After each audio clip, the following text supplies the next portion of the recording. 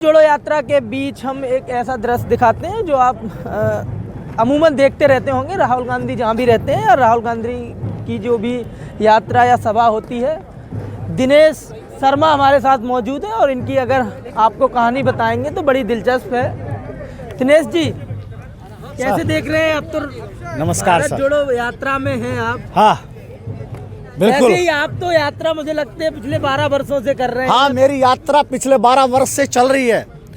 हमने प्रतिज्ञा ले रखी है कि जब तक राहुल जी देश के प्रधानमंत्री नहीं बनेंगे हम इस यात्रा को जारी रखेंगे।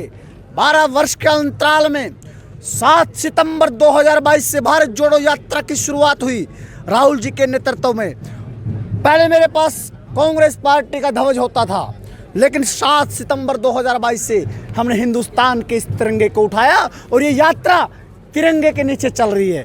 ये यात्रा जो कांग्रेस पार्टी की न बन के देश का आंदोलन का रूप लिया है, हिंदुस्तान का हर वर्ग इससे जुड़ा हुआ है। और राहुल जी जो प्यार मोहब्बत की बात करते हैं कि नफरत मिटाओ, प्यार करो, भारत जोड़ो, ये इस देश में राहुल जी ने संदेश दिया है। बेरोजगारी को ख़त्म करो, महंगाई को ख़त्म करो और जो नफरत की भावना उसको मिटा के पूरा भारत है को जाओ। और ये यात्रा कन्याकुमारी से निकल के कश्मीर तक जा रही है। आज हम हरियाणा में हैं, हरियाणा ख़त्म होके हम कल पंजाब में एंट्री कर रहे हैं। तो जब हिंदुस्तान पूरा जुड़ता हुआ कश्मीर में जाके जन सैलाब उमड़ेगा तो पूरा हिंदुस्तान गुलदस्ते की तरह खिल उठेगा। आप क्या लगता है, इतना जन समर्थन, रोडों पे जन समूह देखने को मिलता है, क्या लगता है ये जो संकल्प लिया है चप्पल जूते ना पहनने के लिए, आप पैदल चल रहे हैं 12 वर्षों से, ये दिन भी अब करीब आने वाला है? भगवान श्री कृष्ण ने कहा है भागवत में कि कर्म करते रहो, फल की चिंता मत करो। हम अपना कर्म कर रहे हैं, राहुल जी के साथ तपस्या कर रहे हैं छोटी सी। जब देश की जनता चाहेगी तो वो दिन दूर नहीं कि राहुल जी देश के प्रधानमंत्री बनके हिंदुस्तान को वर्ल्ड के नक्शे पर नंबर 1 पे लेके जाएंगे।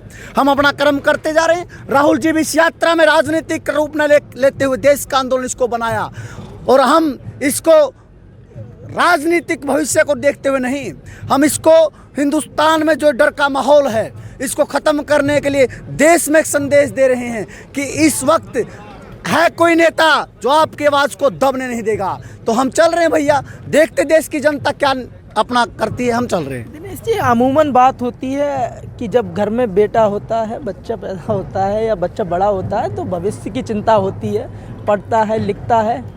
लेकिन आपने अपना पूरा जीवन, मुझे लगता है जो युवा जीवन होता है, उस जीवन को कांग्रेस और राहुल गांधी जी को समर्पित कर दिया। घर वालों को कैसा रिएक्शन था, क्या जर्नी थी जब आपने ये सोचा कि मुझे अब इनके साथ चलना है और ये संकल्प के साथ चलना है? जब बच्चा छोटा होता है तो माँ बाप को बड़ी फिक्र होती है उसकी कि गलत रास्ते पर ना चला जाए, कहीं चोट ना लग जाए। तो हम भी, हमारे माँ बाप के छोटे बच्चे थे जब हम छोटे घर से निकले थे तो डर रहता था उनको, लेकिन हम अपने पथ पे चलते रहे। माताजी को, पिताजी को थोड़ा समझाते रहे कि मैं ठीक हूँ, मैं ठीक चल रहा हूँ, घबराओ मत, फ़ोन करते। उस टाइम एंड्रॉयड फ़ोन भी नहीं होता था, अब तो वीडियो कॉलिंग करके देख लेते हैं।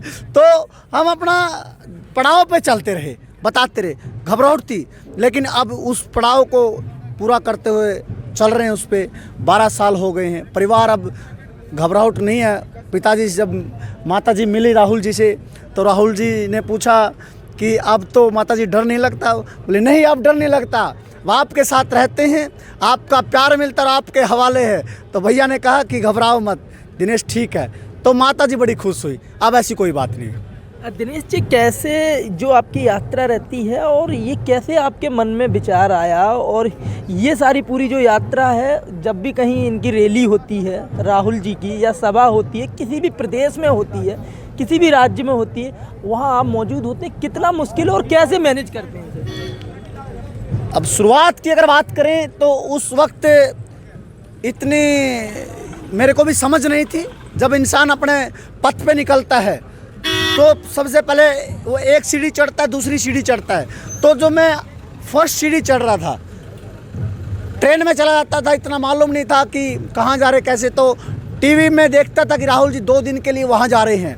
तो उसको देखते हुए मैं लखनऊ चला जाता, लखनऊ से दूसरी ट्रेन पकड़ता। लेकिन अब क्या है कि अपना जब इंसान काम करता है तो उसको अभ्यास हो जाता है और उस अभ्यास से उसको बड़ा पता लगता है कैसे चलना है। तो उसको देखते हुए अब कोई ऐसी बात नहीं है। अभी एंड्रॉयड दुनिया हो गई है, बड़े स्मार्टफोन आ चुके हैं, फ़ोन से ही पता चल जाता है कहाँ क्या हो रहा है, मैसेज आते हैं। तो चल रहा हूँ भैया।